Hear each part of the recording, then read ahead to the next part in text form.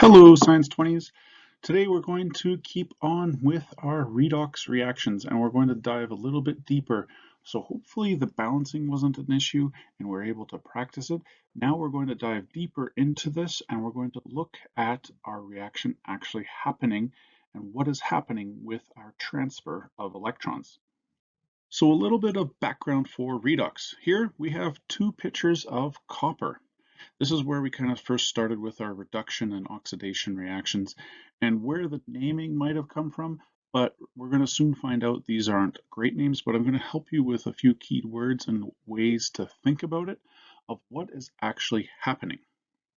And so it starts with copper production, because what you can see right from the get-go is copper is mined from something called ore, and that's what we see right here is copper ore. All of this is just copper ore. It's all been locked up in a rock. And so now that they've had it, what goes from there? Well, they smelt it and they heat it up to an extreme temperature because they want to pull out the metal and actually use it for something useful. And then when we get it useful, we have it like this, and we see it right here as copper ingot or a copper bar. And now we can use this copper for something even more valuable, like potentially money. They use different metals for different things. Or when we talked about lead and we would make steels and they could use that there, all of a sudden they go into things called the Bronze Age and the Iron Age, and they could make weapons and they could make things out of this metal. So with these redox reactions, why are metals always locked up in ore deposits? Well, it has to do with electrons, and it has to do with the transfer of electrons, and we're going to look at that today. So if we remember, when we look at it and we had ionic molecules or we had ionic compounds, those metals usually exist as positively charged ions floating around in a sea of electrons. And remember, it's not just the solid stuff that we see that's already been solidified, it's a giant solution of lava and magma below the Earth's surface. And so these metal ions, or these pieces of metal, they lose their electrons and they become positively charged. And so they lose their electrons. Then you're left with a positive ion, which then pulls in and it's attracted to a negative ion, and bam, we get an ionic compound being formed. So a lot of times we see them looking like this, and we want to pull out the metal ions. I'm just looking at them to start. But one that you might see right away that we might be familiar with is right here, iron oxide. Common name for this is rust. Here, silver oxide. Okay. Or here we practiced with this silver sulfide, we practiced balancing that equation. And so we saw when we took solid silver, reacted it in oxygen, and all of a sudden we had a little bit of sulfur mixed in, boom, we got all these tarnishes, or when things start to oxidize and react with oxygen, we get these ionic compounds forming. What I want you to do here, once I'm done showing you an example for the first one, please take time to work through some of these as well. So our first example is aluminum oxide, and I have aluminum with a 3+. If we remember when we were making ionic compounds, we don't want to just trust what the periodic table has to tell us for charges, because it doesn't always tell us exactly what we need. For the most part, it's pretty good. What we do want is right here. We have 3 oxygen, 2 aluminum. And so remember, when we made the compound, we did the cross and swap here, right? And we had the charges. So in this first case, it does work, where if you just looked up on the periodic table, it was all there. So for what we want is the metal ion turned into aluminum 3+. Number of electrons lost by aluminum? Well, 3. Because 3 electrons would bring it back to neutral. So pause it, take time to fill out the rest of this chart. So we're going to talk now about oxidation and reduction and what they actually mean. For us, when an atom loses an electron, it's going to be called oxidation. We're going to have this acronym to help remember it, LEO. What it stands for is losing or loses electrons, that is oxidation. And you can see here where we're getting it from. Loses electrons, oxidation. Here is a couple examples of oxidation reactions that are just happening. We call these half reactions, and we're only looking at half of the reaction, so there is more going on, but this helps us keep track of where the electrons are going. So what do you see? What's common on the right-hand side? Hopefully, as we look through them, you can kind of see all on the right-hand side, we have all of these electrons collecting over here. So we can see that's what's happening with these oxidation reactions. They are losing electrons, and in this half, these electrons are lost to something else. And so we still write it in our half reaction, but on the right-hand side, they have been lost. Why is the name oxidation misleading? Well, one, it doesn't involve oxygen all the time. It's not just involving oxygen. It's easy to understand when we have iron oxide, aluminum oxide, oh, oxidation. But none of these are actually oxygen, and they're not actually losing electrons as oxygen. So you see the iron, and it's changing the charges, and the charges are actually increasing. So that's the better way to think of oxidation, is your charges are going to increase. The other half of oxidation reactions is the reduction part. And so the reduction part is when an atom gains electrons, and it's called reduction. We have this acronym for gains electrons, reduction, and you can see where it comes from. The most confusing part is when we gain something, how are we reduced or reducing? You're gaining something, you're not reducing.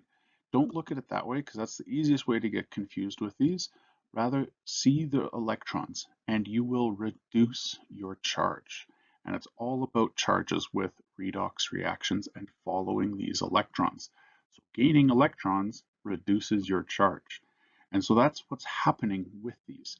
Back when it was metal ores and we used to look at copper rock, it used to be an actual reduction in size, because you took these rocks and you would melt out all the metal and you get this metal and you'd pull it away and you would have a reduction, a physical reduction, because there was less.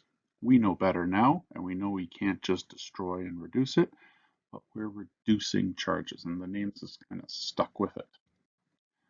Easy way to remember it, as our acronyms go, Leo the lion says grr, and we'll always kind of remember Leo the lion says grr, and we'll remember loses electrons, gains electrons, reduction.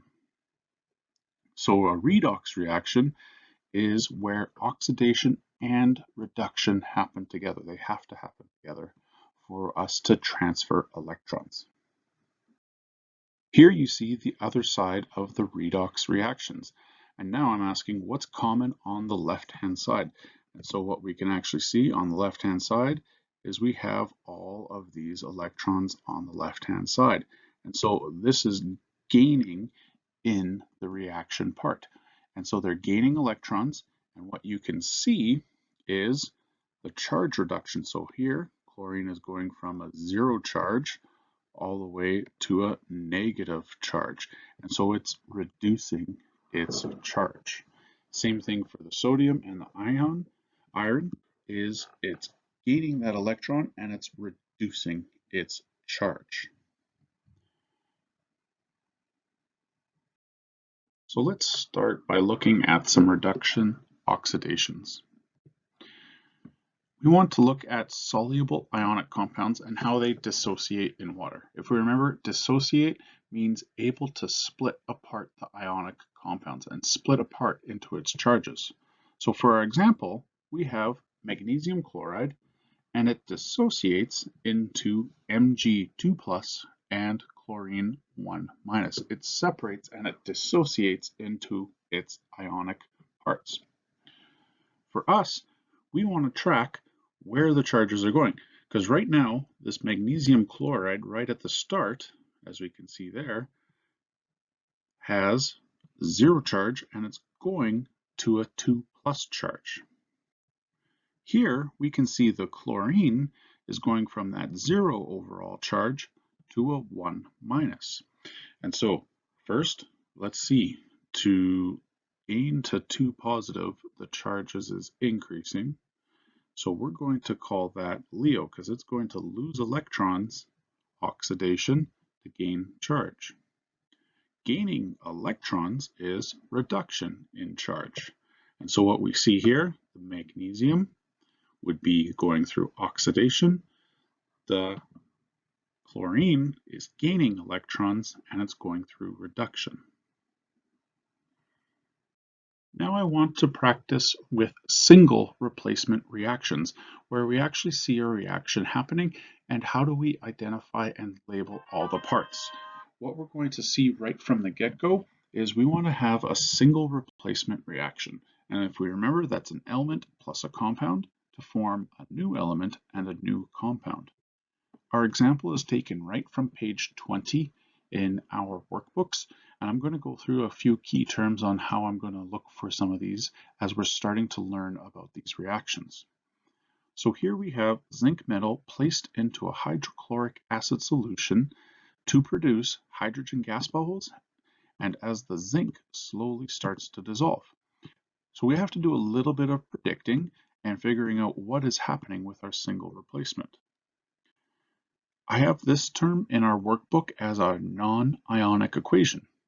For us, this is going to be the equation that you have been practicing with and that you've been predicting with since Science 10. You're just going to create your balanced chemical equation like this.